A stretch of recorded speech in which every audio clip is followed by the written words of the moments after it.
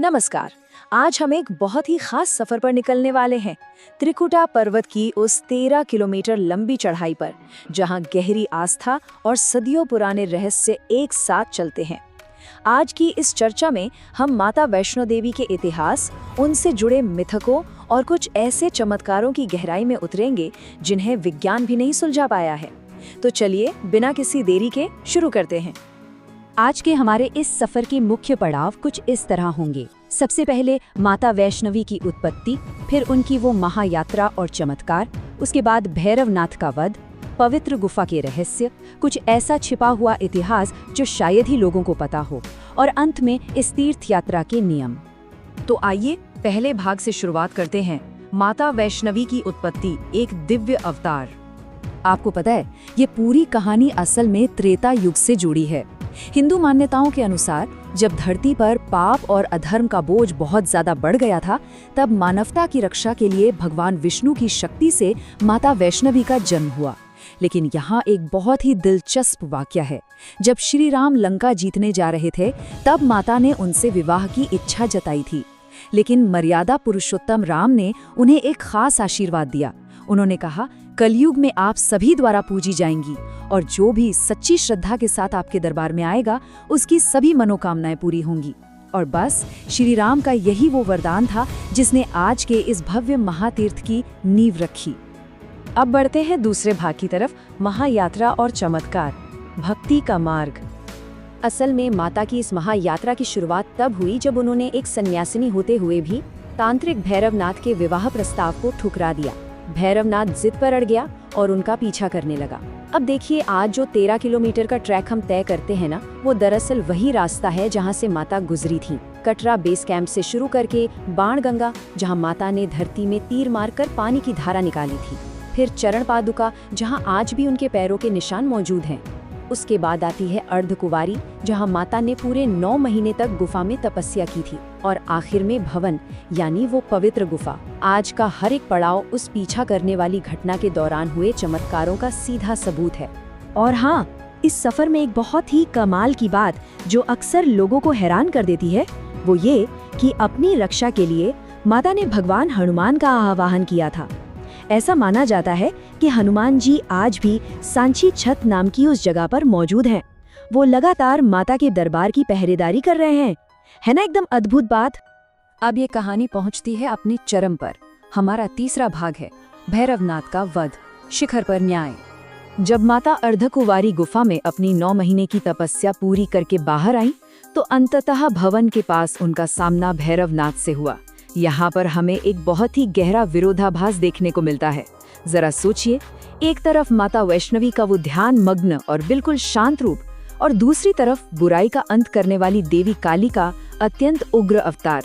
जब भैरवनाथ किसी भी तरह नहीं माना, तो माता ने इसी उग्र काली अवतार को धारण किया और अपने त्रिशूल से उसका सिर धड़ से अलग कर दिया। उसका सिर उड़कर सीधा दूर भैरव घाटी में जा गिरा। लेकिन वध के ठीक बाद जो हुआ, वो शायद सबसे ज्यादा हैरान करने वाला है। मरते वक्त भैरवनाथ को अपनी गलती का गहरा एहसास हुआ। उसने माता से क्षमा मांगी और माता ने भी उसे माफ करते हुए एक अंतिम वरदान दे डाला।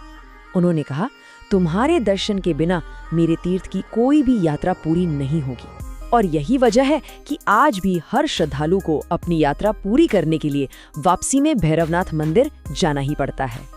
चलिए, अब युद्ध के इस पौराणिक कथा से थोड़ा आगे बढ़ते हैं और देखते हैं भाग 4, पवित्र गुफा के रहस्य, जब विज्ञान और देवत्व मिलते हैं। इस पवित्र गुफा के अंदर का नजारा विज्ञान और अध्यात्म का एक ऐसा संगम है जिसे देखकर कोई भी दांतों तले उंगली दबा ले। जब माता ने अपना इंसानी शरीर त्यागा, तो गुफा के अंदर 3 प्राकृतिक पिंडियां अपने आप प्रकट हो गई। इनमें से पहली पिंडी महाकाली की है, जो तमोगुण यानी बुराई का नाश करने वाली ऊर्जा का प्रतीक है। दूसरी महालक्ष्मी है, जो रजोगुण यानी धन और वैभव का प्रतीक है।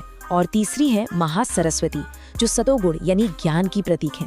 ये तीनों ब्रह्मांडीय ऊर्जाएं बिना किसी इंसानी हस्तक्षेप के बिल्कुल प्राकृतिक रूप से उभरी हैं। ये सच में एक अचरज की बात है। अब यहाँ एक बहुत ही दिलचस्प सवाल खड़ा होता है। हमारे देश में जितने भी बड़े शक्तिपीठ या प्रमुख मंदिर हैं, वहाँ आमतौर पर एक अखंड ज्योति हमेशा जलती रहती है। तो फिर माता वैष्णो देवी के इतने विशाल और प्रमुख दरबार में ऐसी कोई अखंड ज्योति क्यों नहीं है? इसका जवाब वहाँ की एक बहुत ही गहरी मान्यता में छिपा है। ऐसा माना जाता है कि माता इस गुफा में आज भी साक्षात रूप में निवास करती हैं। अब जहाँ माता की प्रत्यक्ष और भौतिक उपस्थिति हो, वहाँ किसी भी बाहरी दीपक या कृत्रिम रोशनी की क्या जरूरत। माता की अपनी ऊर्जा ही भक्तों का मार्गदर्शन करने के लिए काफी मानी जाती है। और विज्ञान के नजरिए से देखें तो एक और बड़ा रहस्य है। बाहर त्रिकुटा पर्वत पर चाहे गर्मियों की चिलचिलाती धूप हो या फिर सर्दियों की हाड़ कंपा देने वाली ठंड, गुफा के अंदर मौजूद इन पिंडियों का तापमान हमेशा एक जैसा ही रहता है। गर्मियों में जब बाहर सब कुछ तप रहा होता है, तब ये पिंडियां बिल्कुल ठंडी रहती हैं, और सर्दियों में ये एक बहुत ही आरामदायक गर्माहट देती हैं। ये एक ऐसी पहेली है जिसे आज तक वैज्ञानिक भी पूरी तरह से नहीं समझ पाए हैं। रहस्यों के इस सफर को आगे बढ़ाते हैं और देखते हैं हमारा 5वां भाग, छिपा हुआ इतिहास और अनकहे रहस्य, आस्था के प्रमाण। 700। जी हाँ, ये पौराणिक कथाएं भले ही त्रेता युग जितनी पुरानी हों, लेकिन अगर हम लिखित इतिहास की बात करें तो इस मंदिर का रिकॉर्ड लगभग 700 साल पुराना मिलता है। इसकी शुरुआत हुई थी पंडित श्रीधर नाम के एक बेहद गरीब ब्राह्मण से। माता ने खुद उन्हें सपने में दर्शन दिए थे और इस पवित्र गुफा तक पहुंचने का रास्ता बताया था। अगर हम इस दरबार के विकास के सफर को देखें तो प्राचीन काल में पंडित श्रीधर की खोज के बाद मुगल काल के दौरान ये जगह बाहरी दुनिया से काफी हद तक अज्ञात रही, लेकिन असली बदलाव आया साल 1846 के आसपास, जब डोगरा वंश के महाराजा गुलाब सिंह और उनके आगे के वंशजों ने इस छिपी हुई और दुर्गम गुफा को एक भव्य, सुरक्षित और सुव्यवस्थित तीर्थ स्थल में बदलना शुरू किया। इतिहास के साथ साथ यहाँ भूगोल से जुड़ा एक और बहुत बड़ा रहस्य भी छुपा है। क्या आप जानते हैं कि गुफा के अंदर एक गुप्त और हमेशा बंद रहने वाला द्वार मौजूद है? मान्यताओं की माने तो ये रहस्यमयी दरवाजा सीधा अमरनाथ या फिर कैलाश पर्वत से जाकर जुड़ता है, और ऐसा कहा जाता है कि ब्रह्मांड में जब सही समय आएगा तब ये दरवाजा अपने आप खुल जाएगा और पूरी दुनिया एक बिल्कुल नया चमत्कार देखेगी। तो इन सब अद्भुत कथाओं और रहस्यों को जानने के बाद अब हम आते हैं अपने आखिरी भाग पर, तीर्थ यात्रा के नियम, एक पवित्र संकल्प। जो भी भक्त इस कठिन चढ़ाई को पूरा करता है उसे भेंट में एक बेहद खास प्रसाद मिलता है। इस प्रसाद में मुख्य रूप से 3 चीजें होती हैं। पहली मिश्री, जो जीवन में मिठास लेकर आती है। दूसरे सूखे मेवे, जिन्हें समृद्धि और धन का प्रतीक माना जाता है। और तीसरा होता है वो लाल धागा, जिसे कलाई पर बांधने से माना जाता है कि माता का एक दैवीय सुरक्षा कवच मिल गया हो। और इस प्रसाद की सबसे अनोखी बात यह है कि ये कभी खराब नहीं होता। जरा इस संख्या पर गौर कीजिए, 5200 फीट। इतनी ऊंचाई पर स्थित है ये पवित्र दरबार।